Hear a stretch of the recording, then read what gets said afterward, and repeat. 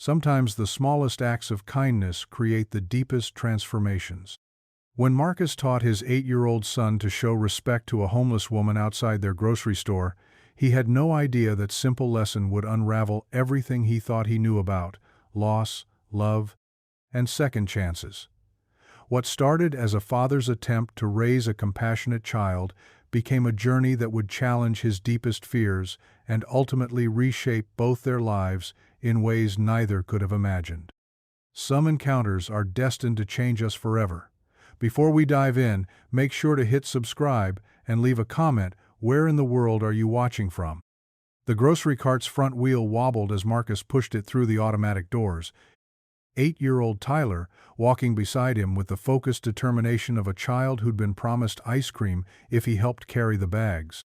The October air bit at their faces, sharp and clean after the store's recycled warmth. "Dad, look!" Tyler had stopped walking.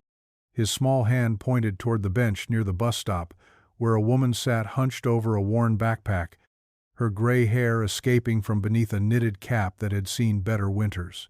Marcus felt the familiar tug in his chest, the one that came whenever Tyler noticed something he wasn't sure how to explain. In the 3 years since Sarah's death, these moments had become navigational points in their shared landscape of loss and learning. "What do you see, buddy?" "She looks cold." Tyler's voice carried that particular gravity children reserve for observations that feel important. "And hungry." The woman was maybe 60, her clothes layered but clean, her posture speaking of someone trying to take up as little space as possible in a world that had grown too large around her. A cardboard sign leaned against her leg, but Marcus couldn't read it from this distance. "Should we?" Tyler began, then stopped. Looking up at his father with those wide brown eyes that were so much like Sarah's, it sometimes stole Marcus's breath. Marcus set the parking brake on the cart and knelt down to Tyler's level. The asphalt was cold through his jeans. "What do you think we should do? Help her?" The question mark at the end revealed Tyler's uncertainty, not about wanting to help, but about whether it was okay to want it. "Yeah," Marcus said softly. "I think that's exactly what we should do." They walked over together, Marcus letting Tyler set the pace. The woman looked up as they approached, her eyes alert but guarded. Up close, Marcus could see the careful dignity in how she held herself, the way her hands were folded precisely over her backpack.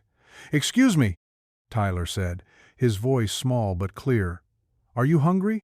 The woman's expression shifted, surprise giving way to something softer. "That's very kind of you to ask, young man. We just got groceries." Tyler continued, emboldened. "We could share." Marcus felt his throat tighten. At 8, Tyler had already learned that sharing meant survival, that what they had was precious because it was finite. Sarah's medical bills had taught them both that lesson, though Tyler didn't know the specifics. "My son's right," Marcus said.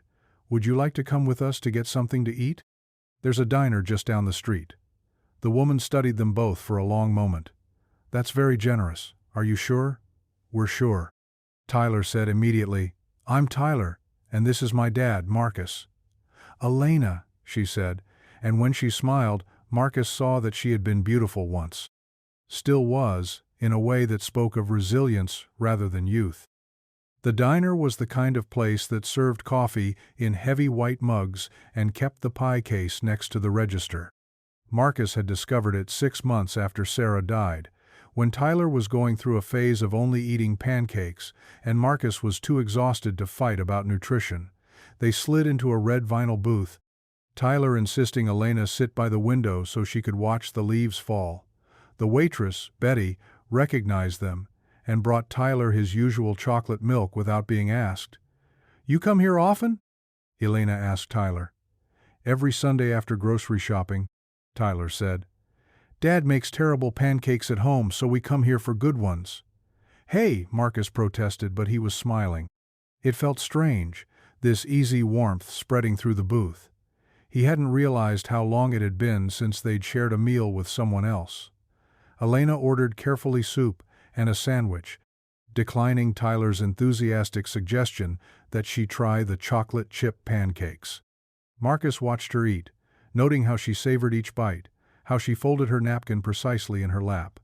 "What's your sign say?" Tyler asked suddenly. The one by the bench? Marcus started to redirect him. Some questions weren't appropriate, but Elena held up a gentle hand. It says I'm looking for work, she said simply. I used to be a teacher. What happened?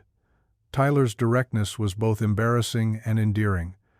Life happened, Elena said, meeting Tyler's gaze steadily. Sometimes things change faster than we can keep up with. Tyler nodded with the solemnity of someone who understood changing faster than you could keep up with. My mom died. Now it's just me and Dad. The words hung in the air like a prayer. Marcus felt his chest constrict. Tyler rarely spoke about Sarah so directly with strangers. I'm sorry, Elena said softly. That must be very hard. It is, but Dad takes good care of me.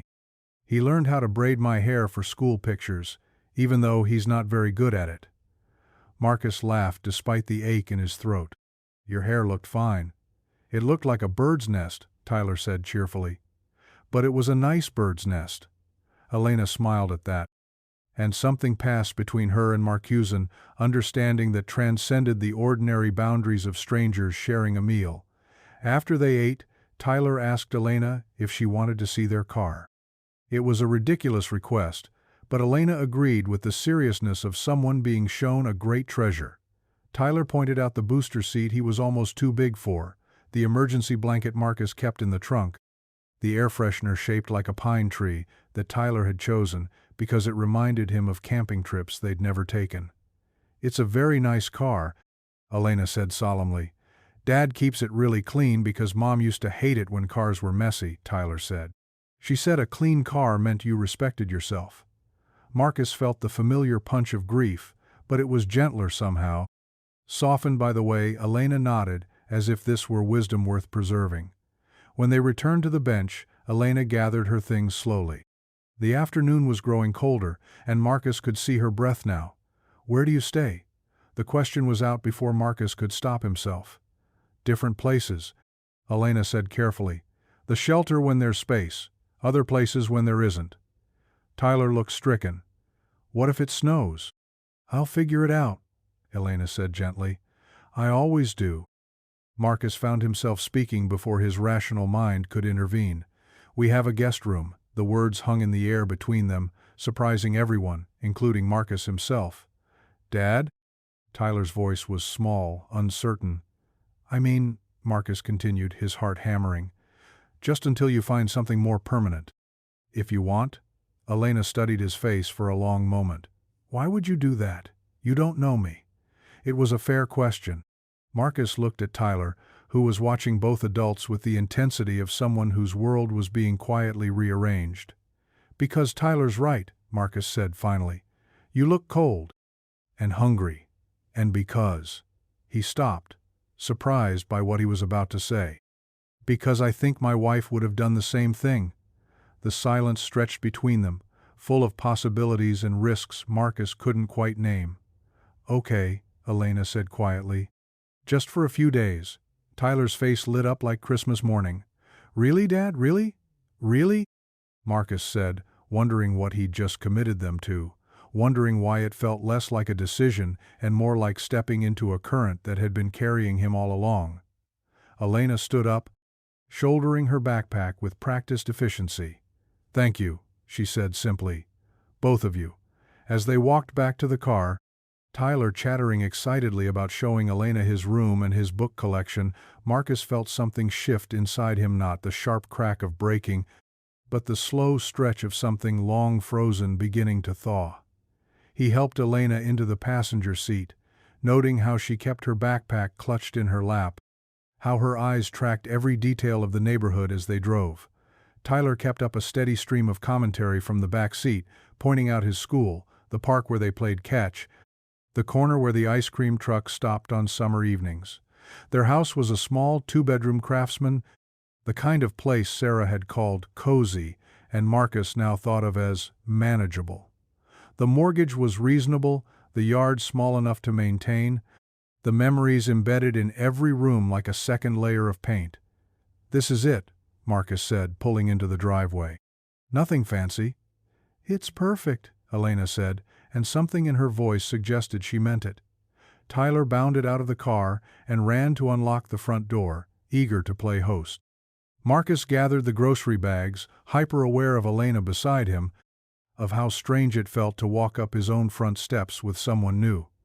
The house smelled like the vanilla candle Tyler had insisted on lighting that morning, like coffee and the faint lemony scent of the cleaning supplies Marcus used every Saturday.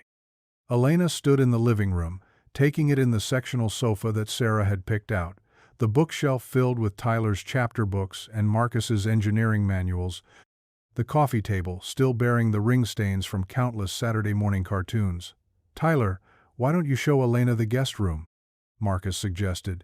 "I'll put the groceries away." He needed a moment alone, needed to process what he'd just done.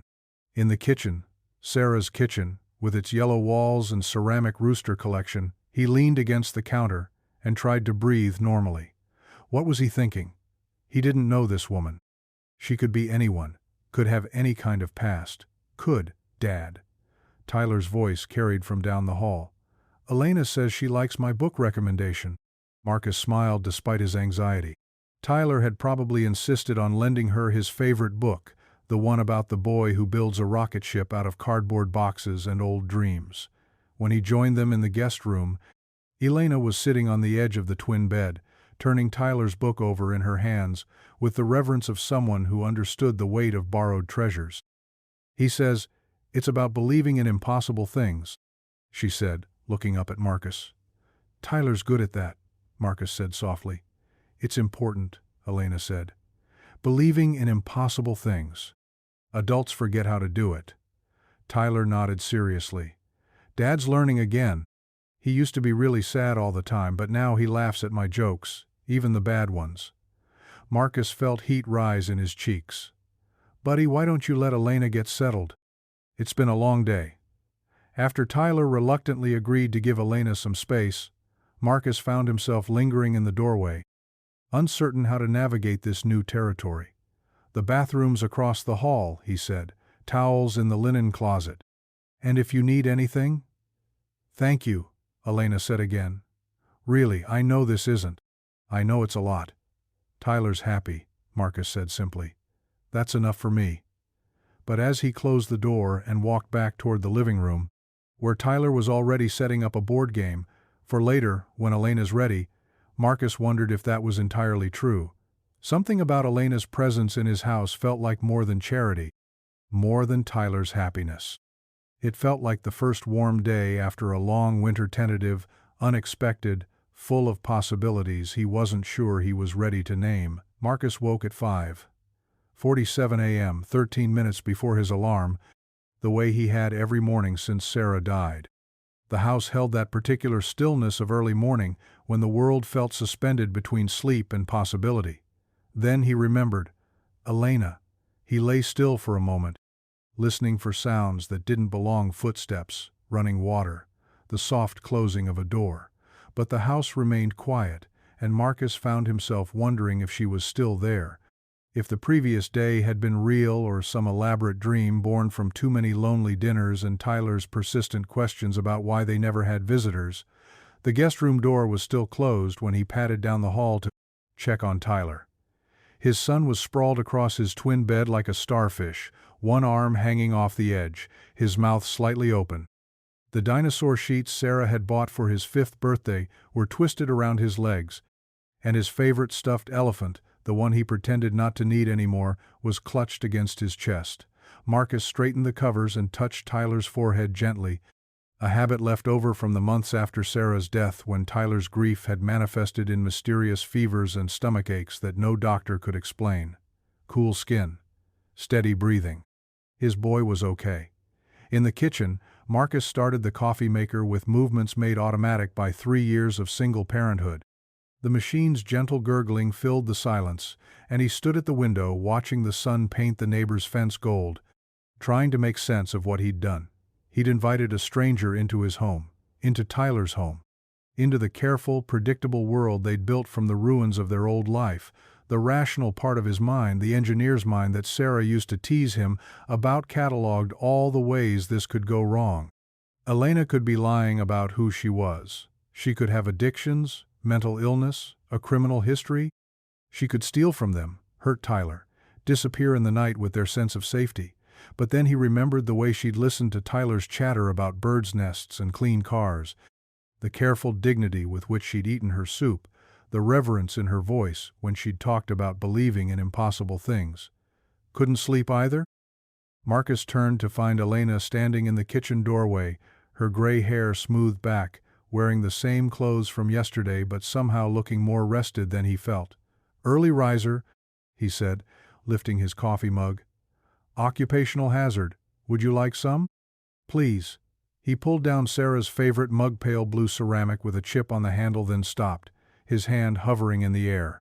It felt wrong somehow, giving Elena Sarah's mug, but all the others were in the dishwasher, and explaining why he couldn't use that particular mug felt more wrong. Elena noticed his hesitation. "I can wait for you to run the dishwasher." "No, it's fine." He filled the mug and handed it to her, surprised by the steadiness of his own voice. "Cream's in the fridge." They stood on opposite sides of the kitchen island, the morning light stretching between them like a bridge. Neither was sure how to cross. Elena wrapped both hands around the mug, breathing in the steam. "This is awkward," she said finally. Marcus almost smiled. "Yeah, it is. I keep thinking I should explain myself. Tell you my story, prove I'm not dangerous." She took a sip of coffee. "But I don't know how to do that without sounding like I'm trying too hard." "Tyler trusts you," Marcus said. "That's enough for now. Is it enough for you?" The question hung between them, honest and unadorned. Marcus studied Elena's face, the fine lines around her eyes that spoke of laughter and worry in equal measure, the set of her mouth that suggested someone who'd learned to expect disappointment but hadn't stopped hoping anyway. "I don't know," he said honestly. "But I'm willing to find out." Elena nodded, as if this were exactly the answer she'd expected. "Fair enough." Tyler's voice drifted down the hollow, sleepy mumble that meant he was talking to his stuffed elephant, working through whatever dreams had visited him in the night. It was a sound Marcus had learned to treasure, proof that his son still felt safe enough to be vulnerable, even in sleep. "He talks to Einstein when he's processing something," Marcus explained. "The elephant. Tyler named him after the scientist. Smart kid. Too smart sometimes. He sees things, makes connections. It's beautiful and terrifying in equal measure. Like his father, I imagine." Marcus felt heat creep up his neck. "I'm not that smart. If I were smart, I would have asked you more questions yesterday. Done a background check. Something. But you didn't." "No." "Why?" It was Marcus's turn to wrap both hands around his mug, to breathe in the steam and buy himself time to think. Why hadn't he questioned her more? Why had he opened his home to a stranger, based on nothing more than Tyler's compassion and his own inexplicable instinct? "Because Tyler needed to see that kindness matters more than fear," he said finally. "And because I needed to remember that too." Elena was quiet for a long moment, her fingers tracing the chip on the mug's handle. "This was someone important's mug," she said softly. "My wife's. I can use something else." "She would have liked you using it," Marcus said, surprising himself with the certainty in his voice. "Sarah believed in taking care of people. She volunteered at the food bank, brought soup to sick neighbors, never met a stray cat she didn't try to feed." He paused. "She would have brought you home yesterday, too." "What happened to her?" The question was gentle, but it still hit like a physical thing. Marcus set down his coffee mug and gripped the edge of the counter. "Cancer, ovarian. By the time they caught it," he shook his head. 18 months from diagnosis to—" She fought so hard. "We all did. But sometimes fighting isn't enough." "I'm sorry." Tyler was 5 when she died. Old enough to understand she wasn't coming back, too young to understand why. Marcus looked toward the hallway, where Tyler's voice had gone quiet. "Some days I feel like I'm drowning, trying to be enough for him, trying to be both parents, you know." "You're doing better than you think." "How could you possibly know that?" "Because he feels safe enough to invite strangers to dinner, because he talks about believing in impossible things, because when he looks at you, he doesn't see someone who's drowning. He sees someone who learned how to braid hair for school pictures." Marcus felt something tight in his chest begin to loosen. They really did look like birds' nests. The best ones usually do. Tyler's footsteps padded down the hall, accompanied by the soft thump of Einstein being dragged across the hardwood floor. He appeared in the kitchen doorway, hair sticking up at impossible angles, wearing Superman pajamas and a serious expression. "Elena," he said solemnly, "I had a dream about you." Elena set down her coffee mug and gave Tyler her full attention. "Tell me about it." "You were teaching a class, but it wasn't in a regular school. It was in a library made of trees, and all the books had leaves instead of pages." Tyler climbed onto one of the kitchen stools, settling Einstein in his lap. The students were animals, foxes and rabbits, and a really smart owl who kept interrupting. "What was I teaching?" "How to read the wind." Tyler said this as if it were perfectly logical. "You said the wind tells stories, but most people forgot how to listen." Elena's eyes shimmered. "That sounds like a very important class." "The owl said you were the best teacher he ever had, even though you made him raise his wing before talking." Marcus watched this exchange with growing wonder. Tyler had always been imaginative, but this felt different. More intentional, as if his subconscious were trying to tell them all something important. "Dad?" Tyler turned to him. "Can Elena stay for breakfast? I want to make her my special pancakes." Marcus looked at Elena, who was watching Tyler with an expression of such gentle fondness that it made his chest ache. "What do you think? Are you up for Tyler's special pancakes?" "What makes them special?" Elena asked Tyler. "I put chocolate chips in them, but I also put in a tiny bit of cinnamon because Mom used to say cinnamon makes everything taste like love." The kitchen went very quiet. Marcus felt the familiar weight of Sarah's absence, but also something else, the recognition that Tyler was learning to carry her forward in his own way. "Then I would be honored to try your special pancakes," Elena said softly. Tyler beamed and slid off the stool, dragging Einstein toward the pantry. "Dad, we need to get the good flour and the chocolate chips from the high shelf." As Tyler bustled around the kitchen with the focused intensity of a chef preparing a masterpiece, Marcus found himself working alongside Elena in easy synchronization. She found the mixing bowls without asking where they were kept, handed him ingredients before he could reach for them, anticipated Tyler's needs with the intuition of someone who understood children. "You really were a teacher," Marcus said quietly as Elena helped Tyler measure flour. 23 years, she confirmed. 3rd grade mostly, though I did a stint with kindergarten that nearly broke me." "What happened?" "To your job, I mean." Elena's hands stilled for just a moment. "Budget cuts. Last hired, first fired. I was only in the district for 2 years, moved there to take care of my mother after my father died." She resumed, stirring. "By the time I found another position, Mom's Alzheimer's had gotten worse. She needed full-time care. So you took care of her. For 3 years. Until she died last spring." Elena's voice was matter-of-fact, but Marcus caught the tremor underneath. "Turns out that taking care of someone with Alzheimer's doesn't look great on a resume. Gap in employment, no recent references. And at 62, districts aren't exactly fighting over you." Tyler looked up from the chocolate chip container. "That's stupid. You'd be a great teacher. You listen really well, and you don't talk to kids like they're stupid." "Thank you, Tyler. That means a lot." Marcus felt a surge of protectiveness, not just for Tyler, but for Elena too. The unfairness of her situation, the casual cruelty of a system that discarded someone with her obvious gifts, made him angry in a way he hadn't expected. "There must be something," he said. "Private schools, tutoring, substitute work." "I've tried. Without a permanent address, without references." Elena shrugged. "People see a homeless woman my age, and they make assumptions." "Well, they're wrong," Tyler declared, with the fierce certainty of childhood. "You're not just a homeless lady. You're Elena, who teaches people how to read the wind." Elena's smile was radiant. "You're absolutely right." They ate breakfast on the back patio, even though the October air was sharp enough to make them wear jackets.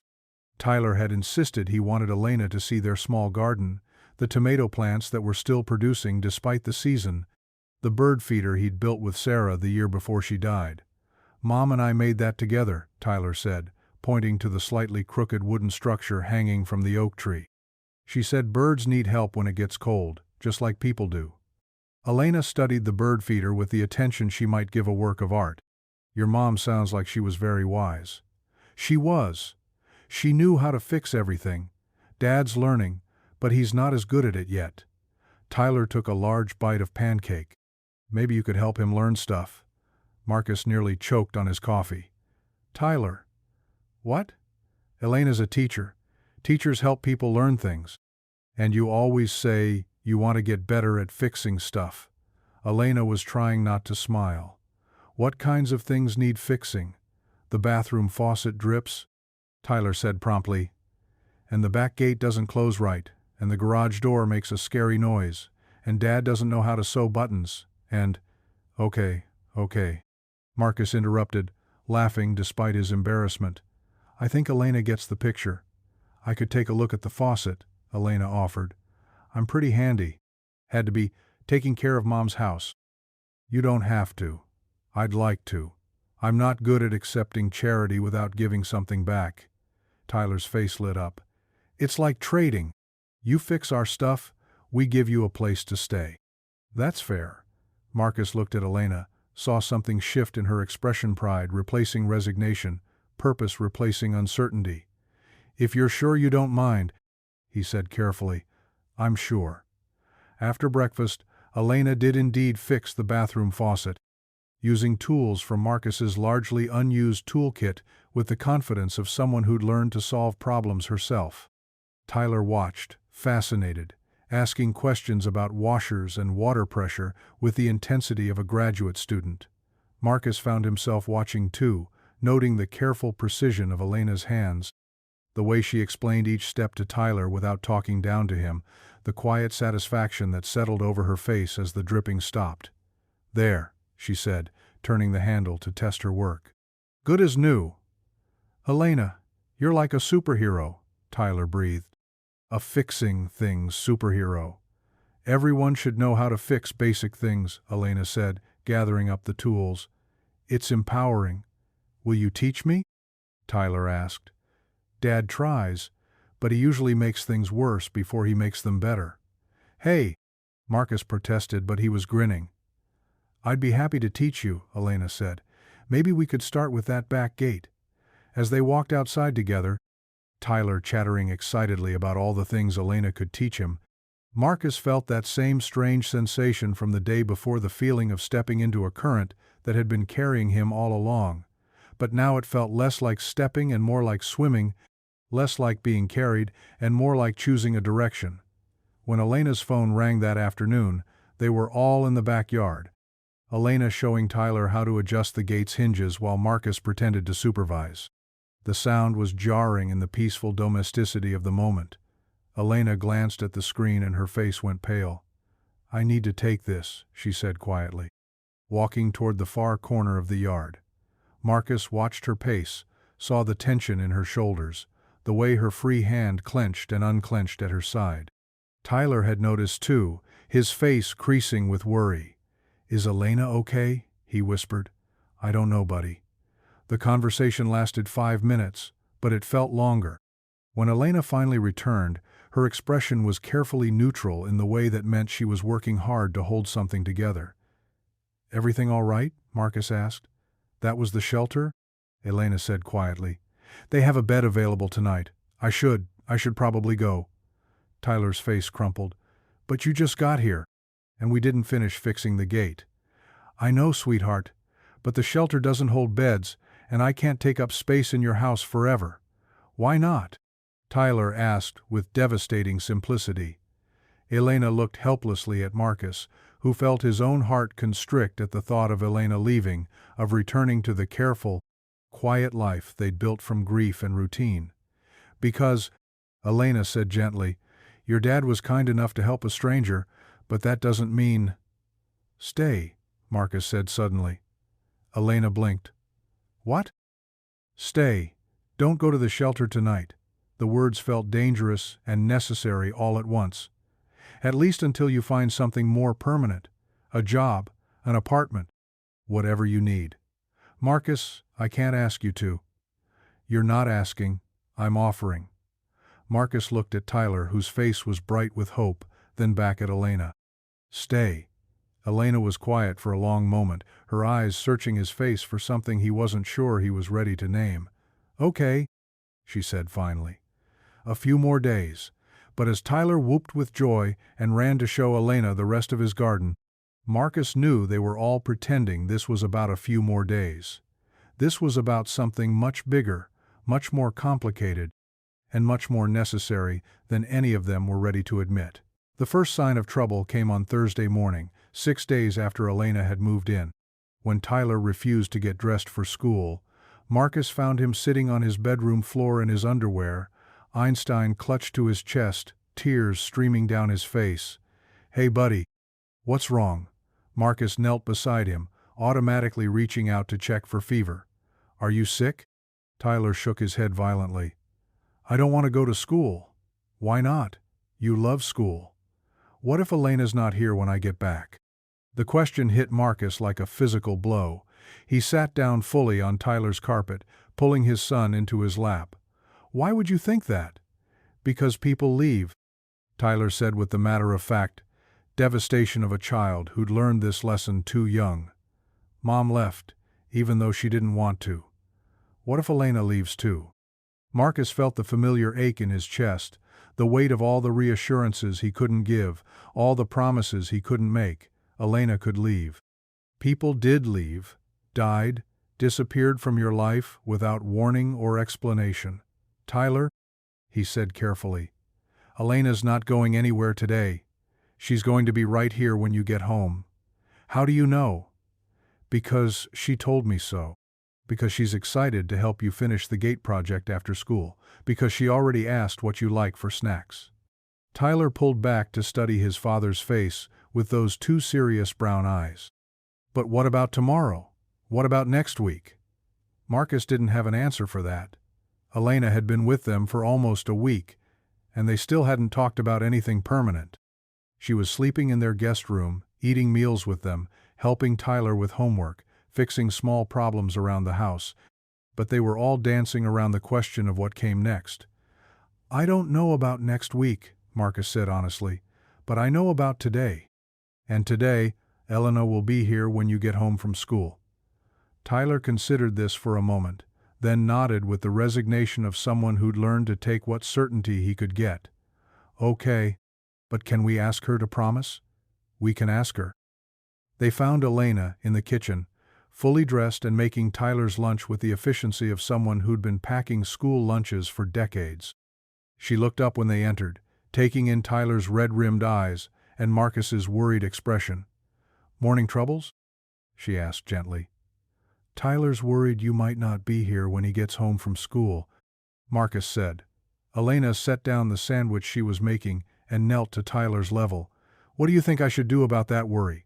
Promise you'll be here? I promise I'll be here when you get home from school today, Elena said solemnly. Cross my heart. She drew an X over her chest with her finger, and Tyler's face brightened slightly. What about tomorrow? Elena glanced at Marcus, something passing between them that Tyler didn't catch. How about this? Elena said. Every morning, I'll promise you I'll be here when you get home that day. One day at a time. Does that work? Tyler thought about this seriously, then nodded. Okay, but you have to really promise, not just say it.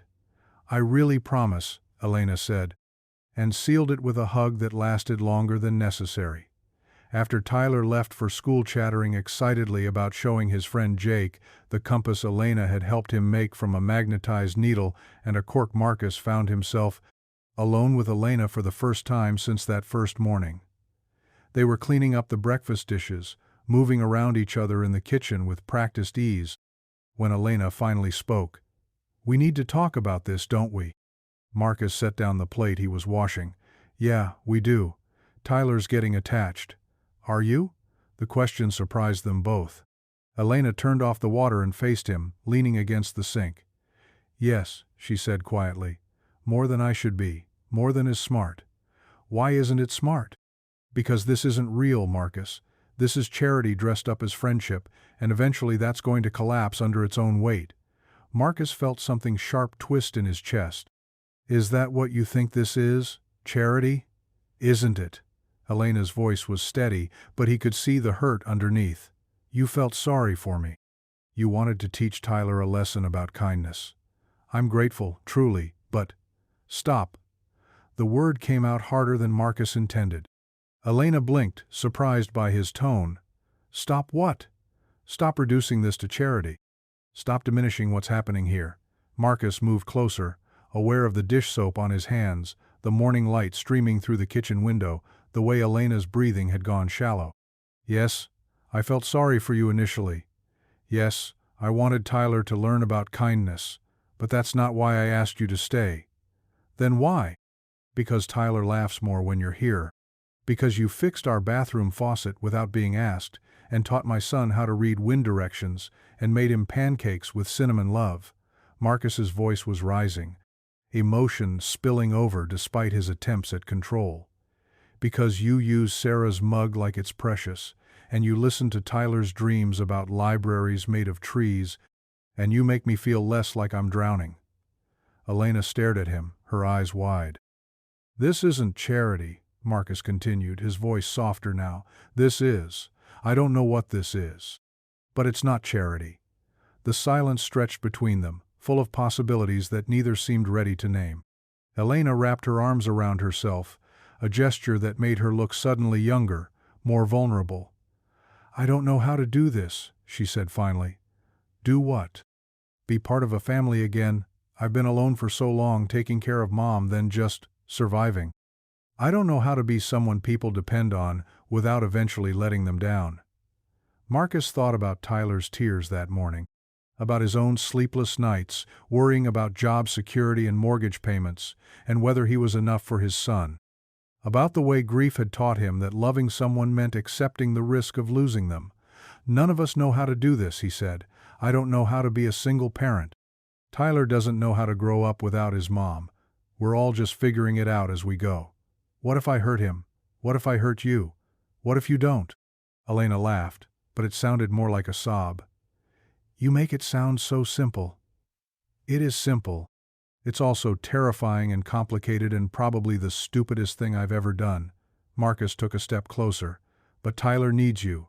I need you. And I think maybe you need us too. I do. The admission seemed to surprise her. God, I do. I need this so much it scares me. Then stay. Not for a few days. Not until you find something else. Stay because this is where you belong. Elena searched his face, looking for something she seemed afraid she wouldn't find. What are you asking me, Marcus? It was a fair question. What was he asking? For her to move in permanently? To become Tyler's unofficial stepmother? To take a chance on something that felt too fragile and too necessary to examine too closely? I'm asking you to be part of our family, he said simply. However that looks, whatever that means, I'm asking you to stop treating this like temporary charity and start treating it like home. Elena closed her eyes, and when she opened them again, they were bright with unshed tears. Okay, she whispered. Okay. Marcus felt something enormous shift inside him, like a wall he'd built around his heart finally crumbling. Okay, he echoed, and pulled her into a hug that felt like coming home. That afternoon, when Tyler burst through the front door full of 8-year-old energy and excitement, he found Elena exactly where she'd promised to beat the kitchen table, grading a stack of papers she'd somehow acquired. Elena, you're here. Of course I'm here. I promised, didn't I? Tyler threw himself into her arms with the uninhibited joy of a child whose world had remained stable for another day. What are those? He pointed to the papers spread across the table. Tutoring work? Elena explained. Mrs. Henderson from down the street asked if I could help her grandson with his reading. One thing led to another, and now I have 5 students. Marcus looked up from his laptop, where he'd been answering work emails. 5 students? Word travels fast in this neighborhood, Elena said with a smile. Apparently there are a lot of parents looking for someone who actually knows how to teach reading instead of just assigning worksheets. That's amazing, Marcus said, and meant it. How did you… I may have mentioned to Mrs. Henderson that I was staying here temporarily while looking for work, Elena said carefully. She asked what kind of work, and when I told her I was a teacher, she hired you on the spot, Marcus finished. She asked for references. I gave her your name. Hope that's okay. Marcus blinked. You used me as a reference? I said you could speak to my character and reliability. She called this morning while you were in your meeting. Elena's expression was cautiously hopeful. You apparently gave me a glowing recommendation. I don't remember getting a call from. Marcus stopped as his phone buzzed with a notification. He looked at the screen and started laughing. Mrs. Henderson, I have 3 missed calls and 2 voicemails. She's very thorough. Dad, what's so funny? Tyler had climbed onto Elena's lap and was examining her papers with interest. Elena's going to be a teacher again, Marcus said. Right here in the neighborhood. Tyler's face lit up like sunrise. Really? You're going to teach kids again? Just tutoring for now, Elena said. But it's a start. This is the best day ever, Tyler declared. Elena gets to do what she loves, and she doesn't have to leave to do it. Marcus felt his throat tighten at the simple truth of Tyler's observation. Elena didn't have to leave to rebuild her life. She could do it here, with them, as part of their family.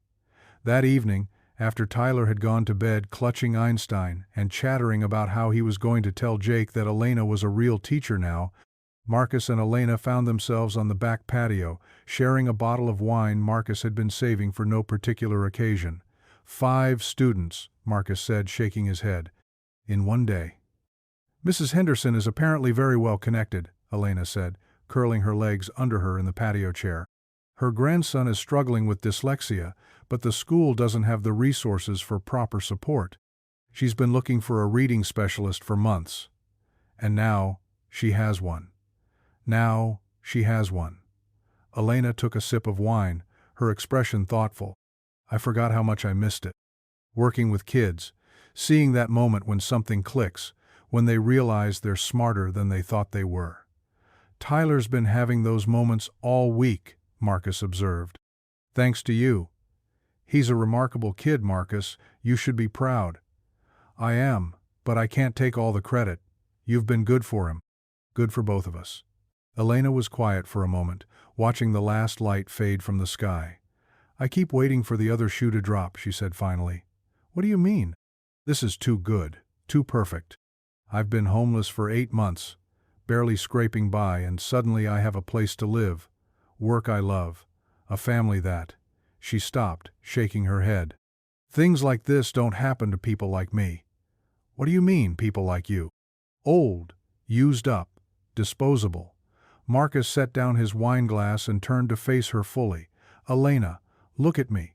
She did, reluctantly. You are not old. You are not used up. You are certainly not disposable. His voice was fierce with conviction. You are talented and kind and resilient and brave. You survived losing your job, caring for your mother, becoming homeless, and instead of becoming bitter or broken, you kept your heart open enough to help a scared little boy feel better about his mom's death. Elena's eyes were bright with tears. Marcus, you make Tyler laugh. You fixed our house and our hearts without even trying. You're building a business from scratch in a single day because you're that good at what you do. Marcus reached over and took her hand. You're not disposable. You're essential. A tear spilled over, running down Elena's cheek. I don't know how to believe that. Then let us believe it for you, until you can believe it yourself. Elena squeezed his hand, and they sat in comfortable silence as the stars appeared overhead, each lost in thoughts about second chances and the courage it took to accept them. Inside the house, Tyler's voice drifted through the window, a sleepy conversation with Einstein about wind readers and pancake makers and the miracle of adults who kept their promises. He's talking about you, Marcus said softly. I know, Elena replied. I can hear him. Are you okay with that, being someone's miracle? Elena considered this seriously. I think, she said finally, I'm ready to try. 3 weeks later, Marcus woke to the sound of laughter coming from the kitchen. Tyler's high giggle mixing with Elena's deeper chuckle in a harmony that had become the soundtrack of their mornings. He lay still for a moment, listening to their voices through the thin walls, marveling at how quickly this had become normal, more than normal, necessary. When he padded into the kitchen, he found Tyler standing on a chair at the counter, Elena beside him, both of them covered in flour. Whatever they were making looked like it had exploded. "Morning," Elena said, brushing flour from her cheek. "We're making breakfast." "I can see that." Marcus surveyed the disaster zone that had once been his kitchen. "What kind of breakfast requires this much destruction?" "Birthday pancakes," Tyler announced, beaming.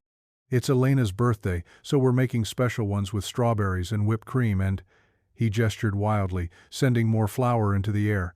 "Everything." Marcus stopped. "It's your birthday?" Elena's cheeks flushed pink beneath the flour. "It's not a big deal." "Are you kidding?" "It's a huge deal." Marcus looked at Tyler, who was practically vibrating with excitement. "We need to do something special.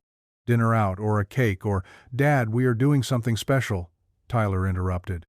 "We're making birthday breakfast, and then we're going to the park for a birthday picnic. And then tonight we're having birthday pizza and birthday movie night." Marcus blinked. "You planned all this?" "Elena and I planned it together," Tyler said proudly. "She said birthdays should be simple and perfect, not fancy and stressful." Marcus looked at Elena, who was watching Tyler with an expression of such tender fondness, it made his chest ache. "How old are you today?" 63, Elena said, as if she were admitting to a crime.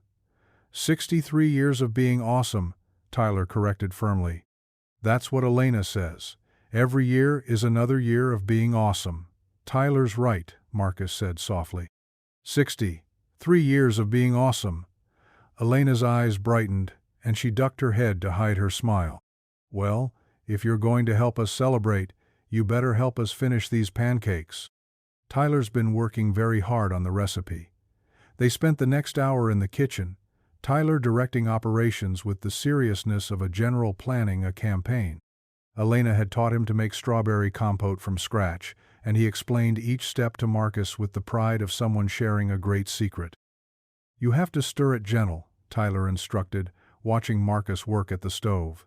"Elena says cooking is like talking to someone you love. You have to pay attention and be patient." Marcus glanced at Elena, who was whipping cream by hand, because Tyler insisted it tasted better that way.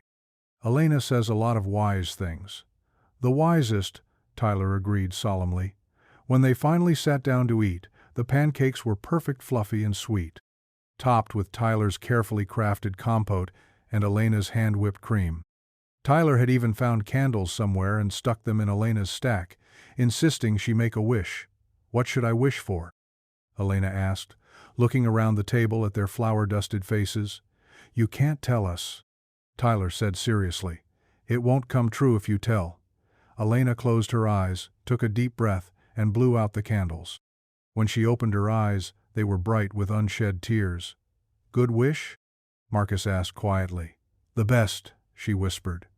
After breakfast, they walked to the park, the same one where Marcus and Tyler used to come in the early days after Sarah's death, when Tyler needed to run and scream and exhaust himself into temporary peace. Now it felt different, warmer, full of possibility instead of grief. Tyler ran ahead to the playground, but Elena and Marcus walked slowly, enjoying the crisp November air and the way the sun filtered through the nearly bare trees. "He's different," Elena said suddenly. "Who? Tyler?" "Yes, happier." "More settled." She paused to watch Tyler attempt to climb across the monkey bars. "He was carrying so much worry when I first met him. About you, about whether you were okay, about whether he was enough to make you happy." Marcus felt something twist in his chest. "He was worried about making me happy?" "Children always think they're responsible for their parents' emotions," Elena said gently. "Especially children who've lost a parent.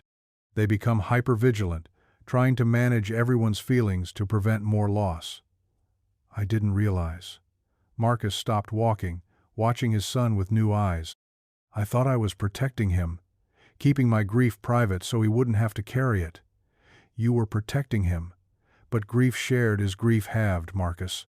Tyler needed to know that your sadness wasn't his fault and that your healing wasn't his responsibility."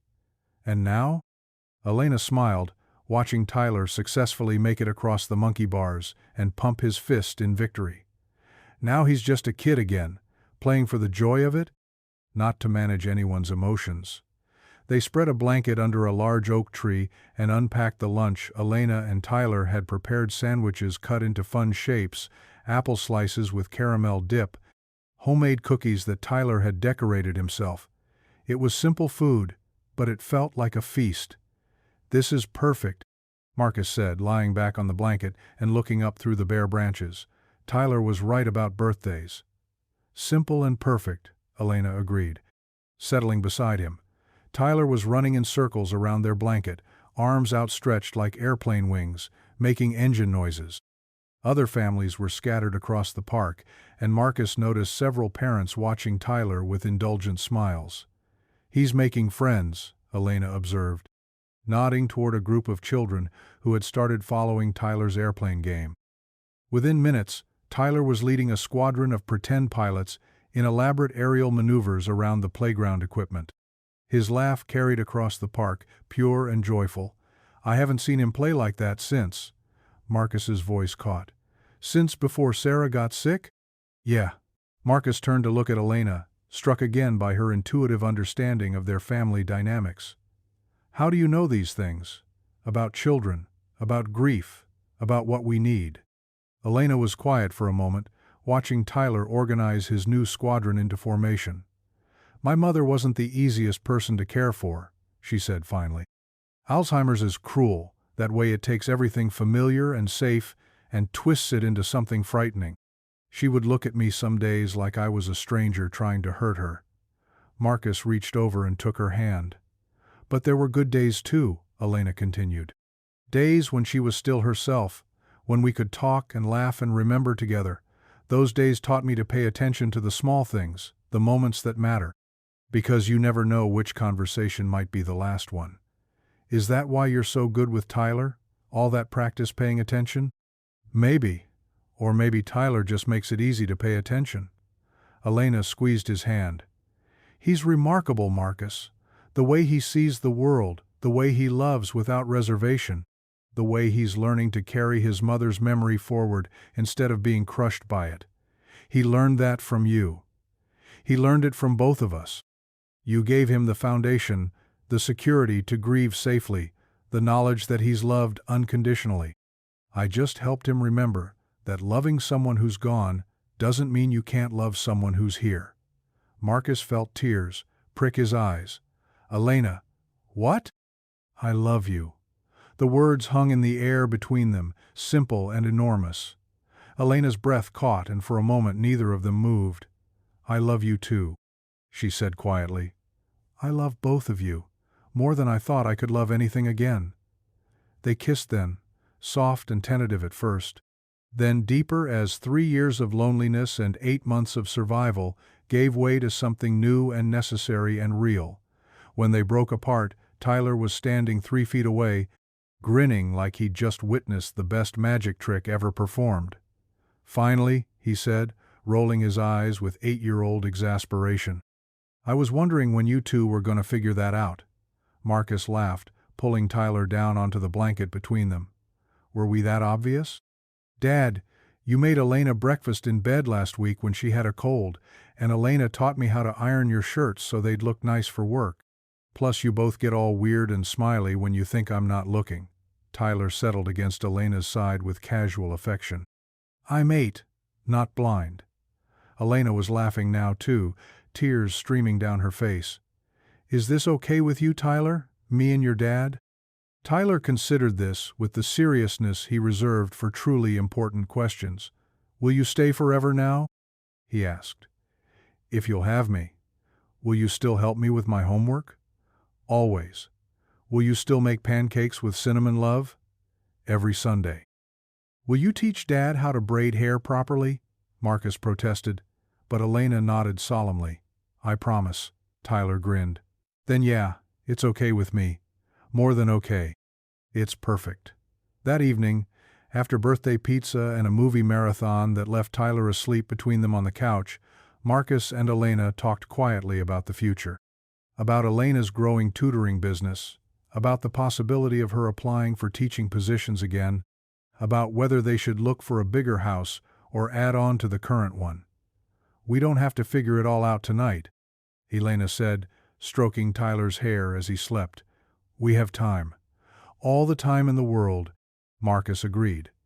But as he carried Tyler to bed and watched Elena tuck him in with the practiced tenderness of someone who'd been doing it for years instead of weeks, Marcus realized they'd already figured out the only thing that really mattered. They were a family. Not the family any of them had planned, not the family that made sense on paper, but the family they'd chosen and built together from kindness and need and love. Later, lying in bed, Elena had moved into his room 2 weeks ago. A progression that felt as natural as breathing. Marcus listened to the familiar sounds of their house settling around them. Tyler's soft breathing from down the hall, Elena's steady heartbeat beneath his ear, the gentle tick of the clock Sarah had bought their first Christmas together. "What did you wish for?" he asked quietly. "On your birthday candles." Elena's hand found his in the darkness. "This," she said simply. "All of this, forever. I thought birthday wishes weren't supposed to come true if you told someone." "That's the thing about impossible things," Elena whispered, echoing Tyler's dream from so long ago. "Sometimes they come true anyway." Outside, the wind rustled through the bare branches of their oak tree, carrying stories. Only Elena knew how to read stories about second chances and chosen families, and the courage it took to believe in impossible things. In the morning, Tyler would wake up and pad to their room in his Superman pajamas, climbing into bed between them for Saturday morning cartoons and planning their day. Elena would make coffee in Sarah's blue mug, and Marcus would burn the toast slightly. And Tyler would chatter about his week and his friends and the book Elena was helping him write about a boy who could talk to the wind. It would be ordinary and extraordinary all at once, the kind of morning that accumulates into a life, the kind of life that heals wounds you didn't know you carried. But for now, in the quiet darkness of their bedroom, Marcus held Elena close and marveled at the strange alchemy that had transformed 3 broken pieces into something whole. Some encounters, he thought drowsily, really were destined to change everything. The wind outside seemed to whisper agreement, carrying their dreams forward into tomorrow.